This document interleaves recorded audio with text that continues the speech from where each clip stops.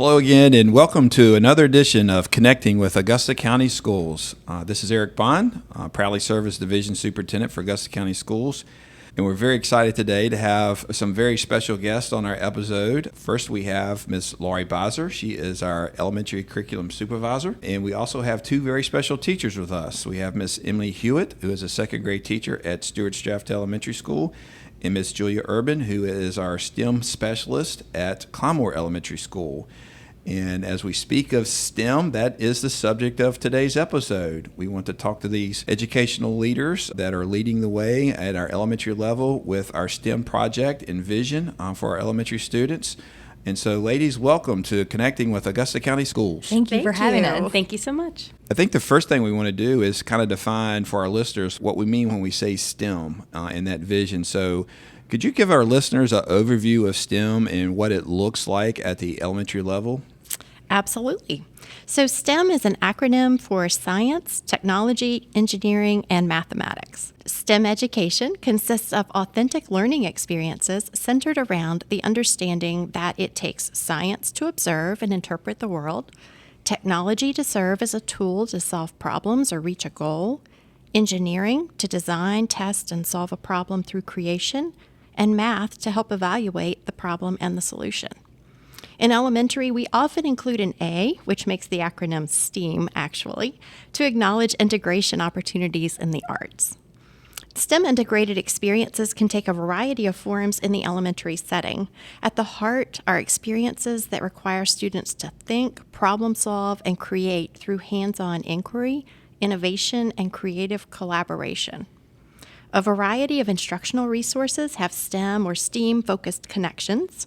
For example, our state science standards of learning incorporate both science and engineering practices, behaviors that scientists engage in as they investigate the natural world, like observation and experimentation, and the practices that engineers use as they design and build, like creating and designing and developing something new to meet the needs of society. Well, thank you, Ms. Beiser. So you mentioned something that's very interesting to me when you mentioned about getting our students prepared for working in society with some of these problem-solving skills.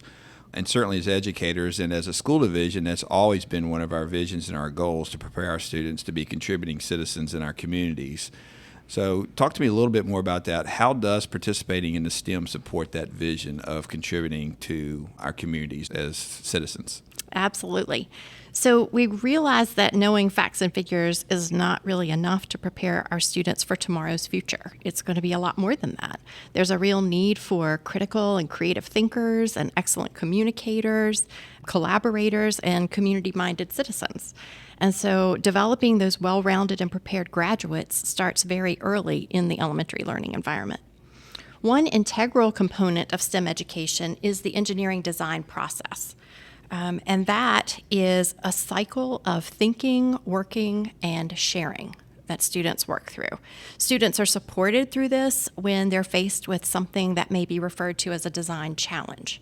So we use those with students. Initially, a problem is identified as the result of a question, and then the cycle includes research, making a plan, building a model, testing, and potentially redesigning for improvement. And I bet our classroom teachers will be talking about some of those things shortly. So within this process, students take a lot of risks. They try things. They don't always know if they'll work as they think they will or they hope they will. And those challenges come about. They might even experience a sense of failure. And students learn to back up and come at it again. And so this builds and cultivates perseverance, which leads to a growth mindset. And that growth mindset is really important. That's one in which you believe in your ability to become better through effort and collaboration with others. And that mindset is not specific to STEM-related careers, but is important to everyone at any age and in any profession. So, Mrs. Beiser, I know firsthand I've witnessed how we as a staff, and especially our teachers, and I think you'll hear that in a little bit from Ms. Hewitt and Ms. Urban, how we try to encourage and try to inspire elementary students to get involved with STEM and STEM practices and STEM learning. What's some advice that you can give our listeners, in particular our families, that can encourage our students to inspire them to participate in STEM practices and STEM learning? Yeah, so children are naturally curious and they often ask a lot of questions, sometimes a lot of questions. They are keen observers of the world around them as they learn to connect ideas, and parents can really encourage that curiosity and the questioning. They can ask open ended questions, those that don't really have a right or a wrong answer. Things like, if you could do something, what would you do? Or would you rather and why? Or what would you do if or for, to kind of generate those conversations. Parents can encourage a growth mindset through leading by example. It's really good for students and children of all ages to see that adults don't get everything right the first time, but we have to think and we have to persevere and then we have to reflect. And it's good for them to hear us talk out loud when we're trying to figure something out. That's often called a think aloud in the classroom. So it's modeled for them, and they can see us going through that process. Parents can recognize challenge as a part of growth and support children as they work through challenges and just try to avoid jumping in to fix things too quickly for them. We all want to help, but sometimes that productive struggle is really helpful in them growing. And then when choosing family activities or even giving gifts, families can consider something with a STEM connection. And that can be examples like things that involve building or taking things apart, coding, or safe experiments or outdoor activities at home. Well, thank you, Ms. Bowser. We appreciate, first of all, your perspective, and I certainly appreciate your leadership towards this initiative that we have with STEM in our elementary education programs. I know you have a passion for that, and you and I have talked many, many times about that and the implementation and the follow-through. So we greatly appreciate your leadership on that. So thank you again. We're going to pivot now to our two other guests. First, again, just to reintroduce, we have Emily Hewitt, who is a second grade teacher at Stuart Straft Elementary School, as well as Julia Urban, who is our STEM specialist at Clymore Elementary School. So once again, ladies, welcome to Connecting with Augusta County Schools. Thank you. Thank you. So I got a couple questions for you, and I'm going to get both your perspectives on each one of the questions. Ms. Urban, we'll start with you. Earlier, Ms. Bowser spoke about the qualities that reflect a STEM mindset. How do you cultivate these skills needed to engage in STEM-related experiences in your classroom? Sure. So a really big focus in STEM or STEAM is the 5 C's, is what we call it. And that involves critical and creative thinking, collaboration and communication, and also citizenship. So when students think about STEM, they really think about it as problem solving. And so they utilize critical and creative thinking skills by exploring science, technology, engineering, art, and math, and design these innovative solutions to real world problems. And so the students work through, as Ms. Beiser said, the engineering design process, and so they think critically and creatively to plan these designs. So they start by imagining their plans, working through building prototypes and models, test and analyze their designs, and then they make improvements and reflect. And then during the process, while they're exploring and researching these problems, they're always using high-order thinking skills by applying those science and engineering practices that we find in our standards. So they make observations, inferences, they test out their theories, they analyze their findings, they draw conclusions, and then they're using their creativity to generate these new innovative ideas and solutions. And they also discover that there are many ways to solve problems. And even after they might finish their designs, the students are always thinking reflectively about how they might improve it or how they might do something differently next time. So they're always thinking critically and creatively. In the STEM space, students get to practice collaboration and communication every single day. They are constantly working together when they're completing these design challenges, and sometimes our student engineers get to choose which teammates they'd like to work with, and sometimes I assign these partnerships. So this is a space where the students get to work with many different peers, and they always plan their designs together. So that means they need to compromise through communication and learn how to mediate problems. And we do explicitly practice how to discuss pros and cons of different situations and how to use respectful and kind language. We explore how to listen to others and make our own ideas visible, and students do get to communicate their ideas in many ways in STEAM. The students also get a lot of opportunities to communicate and share their designs that they have worked on together. And so while they're actually creating, they communicate what mistakes they've made, and they discuss their process, and also they celebrate what's been successful. They present their designs in person with one another. They go on gallery or museum walks around the classroom so they can see all of the designs made made by their peers and then share their own. And we also use a lot of video sharing tools that the students can share their designs and talk about their designs and their process. And then they can also watch each other's designs, and not even just in their own classroom, but in the whole grade level as well, which they really enjoy. So, Ms. Hewitt, the same question. I'd like to get your perspective on this as well. So, how do you cultivate these skills needed to engage STEM in your general ed classroom? So I feel like Augusta County has been really good about providing professional developments that focus on building relationships with students and staff that allow for risks, collaboration, and growth mindset. So I didn't realize when I first took Responsive Classroom that the components would support these ideas throughout the year. So my class feels really comfortable around me and their peers, which has helped them to take more risks. We try to do a lot of reflection in social situations as well, like imagining how we will respond if we don't get a partner that is our best friend. So we model and repeat the process of getting a group and our roles within that group with a lot of like, if this happens, then how do we handle it so that we don't hurt each other's feelings and so that we can collaborate well together. Something that I also like to do is to tie in our literature to match the ideas that we're promoting during our STEM activities. So I really love Kobe Yamada. He writes books like Trying, Noticing, What Do You Do with an Idea, What Do You Do with a Problem, and What Do You Do with a Chance. His books facilitate conversations about not giving up and perseverance, and about noticing the positive things around you and in others. So in STEM during June Academy, we also used Rosie Revere Engineer and Izzy Peck Architect, which is a whole series which promotes design-minded thinking. I tend to lean towards books that can meet whatever reading standard we are working on, but that also facilitate conversations that will support future collaboration and the design process. So I feel like it's an easy way to get more bang for your buck in the classroom if you're focused on multiple things with your literature. Then also, kind of going off of what Ms. Urban said, we really try to focus on the redesign part and the reflection part. So like meeting together, discussing what went well, what didn't go well, and then allowing to fix it. Ms. Hewitt, you touched on a couple of things. I'm going to ask you to kind of elaborate on it. Again, what ways have you seen the STEM experiences benefit students in other areas in your classroom or in the school? Right. So I've really seen it build confidence because it pulls in multiple means of expressing their knowledge. So instead of just having something focusing on reading or math, it allows students to shine in other subjects.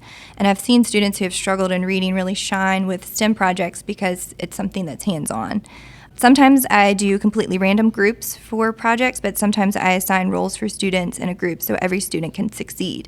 So I'll put like a strong reader with a strong math student, and I'll throw in a student that has good problem-solving skills or is kind and good at collaborating, and so that way every student has a strength within the group. Since I've moved to second grade, I've focused a lot on student rubrics. Students have a clear measurement of their success and the parameters, and it also allows them to see their areas of freedom in a design. In these rubrics, I usually include elements like the product itself, how they collaborated, and then their presentation afterwards. So I think this also allows students to see that the product is only a portion of their success. So we sit down after the challenge is given and look at the rubric together. Then they are given groups and roles, and students have a limited design time, and then they have time to prepare their presentations. I've really pushed the presentation portion this year because I think it's so valuable for them to have to explain their thinking to others. It's also pushed them to be more prepared. So the first few times I had groups that didn't prep for their presentation, and then they had to stand in front of their peers, and they reflected that they needed to prepare better. So the next presentation, they used their lunchtime to sit together and prepare. And so just seeing that dedication outside of the classroom time, it's pushing them to have that more rigor, collaboration, the things that we're looking for, and they're doing it naturally because they want to be prepared. Right. So I've seen more preparedness. I've seen students shine through and build their confidence that way. So, Ms. Urban, I want to ask you the same question. You're in a little bit unique situation as a STEM specialist for Climore. You have these opportunities basically all day long with your teaching load, so to speak.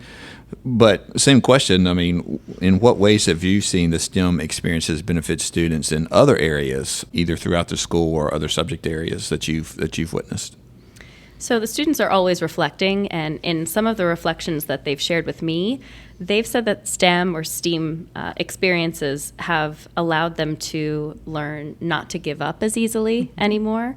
They've reflected that they've become more creative. They've reflected that they now work better in teams. They have reflected that they've learned now how to solve problems and help others, and they feel more confident in that, and that they can do hard things. And as Ms. Hewitt said, there are students who may struggle in other academic areas who really thrive in the STEAM space. They can be creative and try new things in a low-risk environment, and with that they can gain agency and confidence in an academic space, which then helps transfer to other settings in the school. And because STEM and STEAM incorporate science, technology, engineering, art, and math, they start to notice STEAM in their lives, and they see other cross-curricular connections. So they begin to notice different relationships between subjects and how what they're exploring in school really connects to the real world. So you said a couple phrases there that actually caught my attention because they're some of my favorite phrases, if you will. I love the notion of being a problem solver and not giving up on a challenge, stepping up to the plate. So just to kind of follow up on that a little bit, can you describe maybe some examples of some of the STEM challenges that your students have participated in where they problem solved and stepped up and didn't give up on a challenge? So one of my favorite recent challenges that the students participated in, they were in their force and motion unit in their classrooms, and I had recently gone skydiving. So of course I had to bring in that video to share with the students. So I showed them the video of Miss Urban jumping out of a plane, and they were able to make observations while watching the video. So they were watching the free fall, making inferences about what happened when the parachute opened, and exploring gravity and drag and everything force and motion. And then my tandem partner who helped me jump out of the plane was skydiving Steve. He was our STEAM expert in this situation, thank goodness. And so in speaking with skydiving Steve, we thought about how can we have the students solve a problem for his company. So the students were challenged to help skydiving Steve's company develop a new type of parachute design that would keep the skydivers in the air for a longer period of time so they could enjoy the view for longer. And so the students used everything that they had explored about these scientific practices with force and motion, everything they had observed with the parachute video that they watched, and they planned their designs. They worked in teams collaboratively. They built their parachutes, and then they got to test these designs. And the testing stage is always a favorite stage for the students because it's really fun for them to actually try out their designs. But this is also when the students get to what we say celebrate mistakes. This is where the resiliency piece comes in. So they're testing their parachutes, they're utilizing math skills, timing the distance and how long it takes, but then they get to celebrate mistakes when things don't work. And so failure becomes a really comfortable thing in the STEAM space, and the students actually get excited and really celebrate and jump up and down when something doesn't work, because mistakes help us learn, and the students find out that mistakes are good because they help us grow, they help us make things better. So once they are testing these designs, they can improve them, and then they get to share their results. And not only did they share the results with their peers and create videos to share really with the whole school, but then of course we get back with skydiving Steve and his company, and we were able to share those designs with the company as well. So we try to provide a lot of opportunities for the students to connect with STEM and STEAM experts within the community and give the students these authentic roles to take on with an authentic audience as well. So the students get to experience failure, celebrate their mistakes, and be reflective and grow from that. So, Ms. Hewitt, same question. Again, can you describe some examples of the STEM challenges that your students have participated in at Stuarts Chaffee Elementary School? Yes. So I really connect to what Ms. Urban said about the authenticity piece. And that's something that I feel like I've tried to enhance with my practice as I've gone along. Because I used to be very interest-based with themes. So I would do like, we're doing dinosaurs, we're doing outer space or sharks. And this year I've tried to focus more on careers or real-life situations to make the experience more authentic. So also tying in writing pieces like an how-to or an opinion writing. For example, students have been reading One and Only Ivan in my room, which is about a gorilla that's in the small zoo, and his domain is very small. And so we talked about that as we're reading the book, and then for one of their assignments, they were just going to watch videos on the pros and cons of zoos. So that was one of their assignments one day, was just to watch the pros and cons of zoos, some videos on it, and form an opinion. So then they typed up their opinion on zoos, and then the next step is, how can you design a zoo that solves the issues that you raised in your opinion and that you wrote about? And so, for example, one of my students wrote zoos were bad because of the limited space they have, but he still liked zoos. So his solution is to design a zoo that has a mile area for the animals to go into during meal breaks so they can move around. So the great part about this, and I've had to learn to be more flexible about this as I've gone along, is it allows for students to experience more challenges naturally, because then I can ask questions like, well, what would you do to separate the predators from the prey? And so for me, it's the authenticity piece, but it's also tying in how many pieces of our content throughout the day can I tie into this? You know, I have our literature piece. Can I bring in our math? Are we doing measurements of our zoo? So for me, when I'm working with the STEM, it's how much of the things that we need to get done throughout the day can I fit into this experience? Well, thank you, ladies. Ms. Bowser, I want to come back to you for kind of one last comment, I guess, or thoughts as the elementary curriculum supervisor. I think our listeners experience firsthand how fortunate we are to have, first of all, great teachers in Augusta County Public Schools, but certainly our special guest today with Ms. Urban and Ms. Hewitt, their dedication and their leadership that they have for our students, but obviously the passion that they have for the STEM curriculum in our elementary level.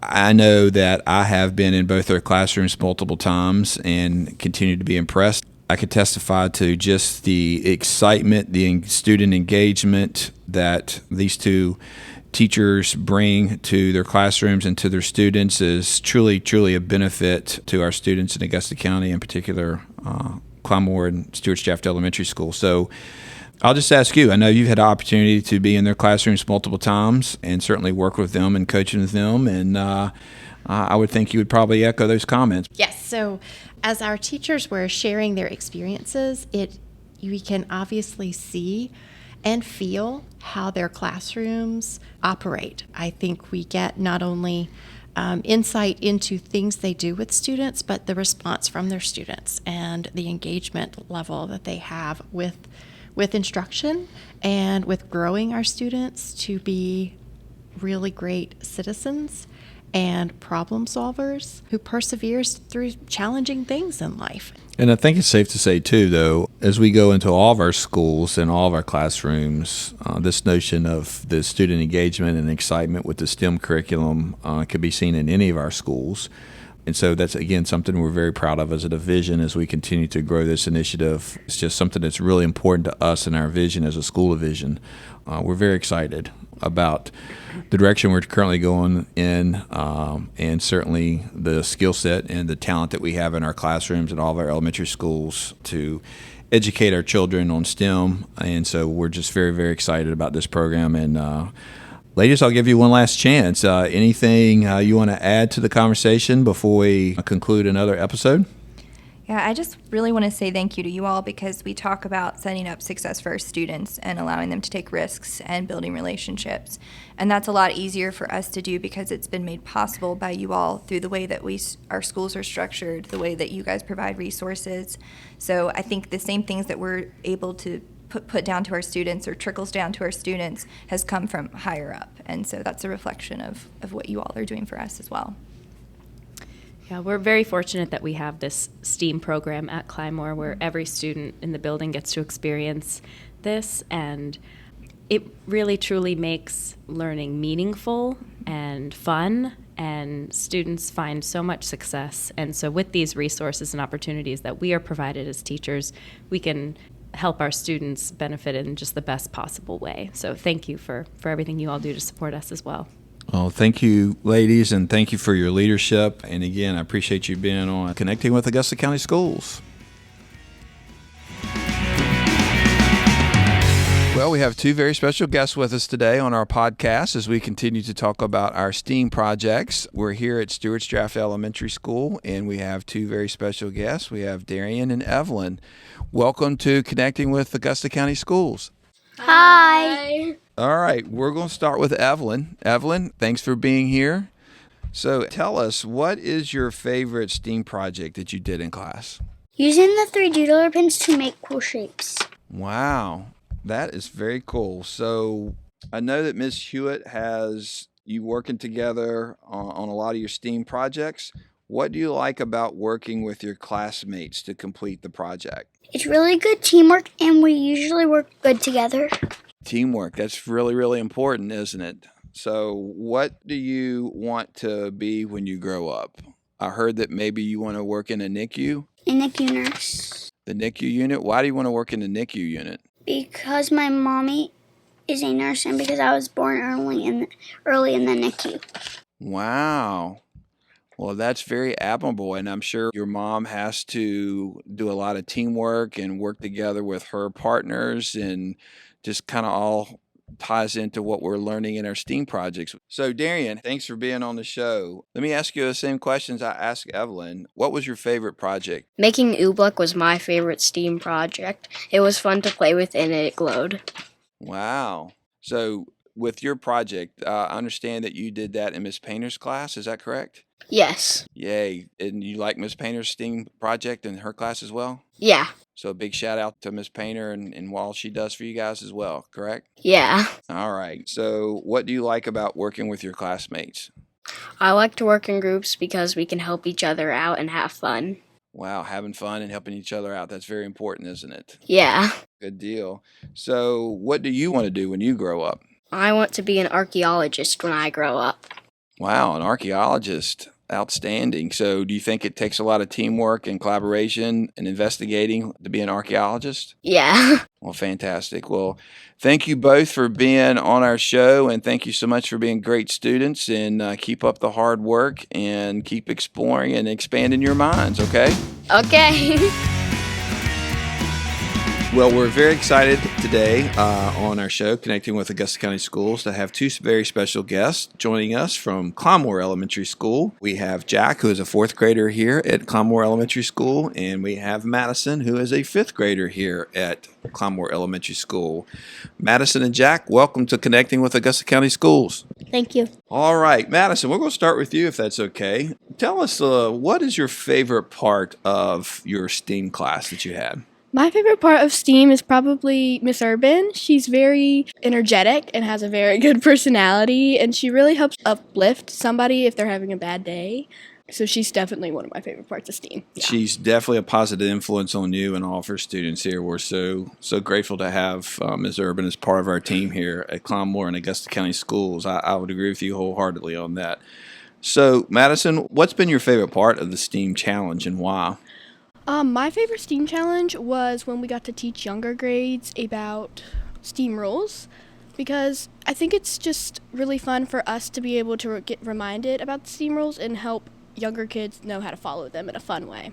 Okay, super. And so how has STEAM helped you grow? So I think STEAM has really helped me with being a better leader, and because I know when I was younger I used to be very bossy and I think it's definitely helped me be bossy in a good way and being a leader and helping my classmates when they need help and just being a leader. Honestly, I think it's definitely helped me with doing that and being better at that and listening to my classmates and embracing their ideas with my ideas too. So I think STEAM definitely has helped me with that. So. Oh, fantastic. So what do you want to be when you grow up? I want to be a preschool teacher. Fantastic.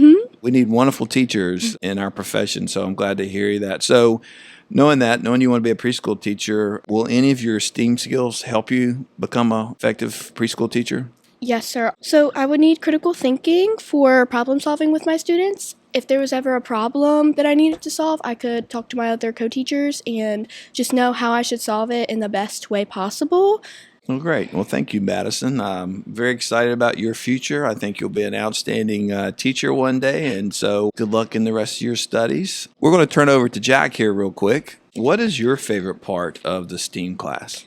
So in STEAM, Miss Urban lets us build with our friends. So I think that's something that we get to just like talk about stuff and get it ready and then kind of just put our ideas together, and we usually come out with something really good. Number 2 is celebrating mistakes, which ever since I came in second grade, she has told me about celebrating mistakes, and I think that's just something really cool. So how it works is whenever we make a mistake, like if something breaks, we celebrate and then we improve it. I have an example. When me and my friends were building our Mardi Gras floats, the back wheels weren't working right. They were falling off and they weren't turning. So what we did is we celebrated and we improved them, and then they worked and we got done. So you learn from your mistakes, so to speak, which is a positive thing. And Obviously, collaborating with your classmates and with some hands-on activities is always fun and exciting. So, you mentioned your Mardi Gras project. What about your favorite STEAM challenge altogether, and why? The best one I like is a self-watering planter. It encouraged me a lot to start recycling and don't throw waste in like the ocean and out, because some amazing high schoolers, I think, got a lot of bottles for all of us in fourth grade, and we got to recycle them and we got to make them to a planter that would water itself. So what we did is we took like absorbing like materials, and they would suck the water up and put them in the seed, and then it would grow, and then eventually the roots would absorb the water. And mine are growing in my garden already. Oh, and wow. that- That's impressive. Yeah, Yeah. very cool. How has STEAM helped you grow? I think it's helped me with building better, because when I first started, we didn't really know much about STEAM because it was our first time. And now I'm in fourth grade. I started STEAM in second grade. I've had 2 years in STEAM. And I think it's just helped me build better and be more creative. Oh, that's awesome. So we asked Madison. She said that she would like to be a preschool teacher when she grows up. What about you, Jack? What do you want to be when you grow up? Well, for once I get out of college, I want to play sports, and mostly basketball. And I need to use communicating with my teammates, because I need to give them the right play. Maybe if we have like a certain play to stop them or to get the ball in the hoop, we need to use that a lot. So then I need to use collaborating, because there's no way that just you can take on 6 men on a court. Sure. So that skill set that you learn from STEAM, the communication and collaboration, you think is going to really help you later in life with your career, whether it be sports or whatever. You think it's going to be very, very good for you in the future. Yes, sir. Outstanding. So thank you, Jack, for being on the show. Thank you, Madison, for being on our show. We're delighted to have you here, and I think our future is very bright with outstanding students like you. And a special shout out to Ms. Urban and Ms. Hewitt for all their hard work. And thank you again for tuning in to another episode of Connecting with Augusta County Schools.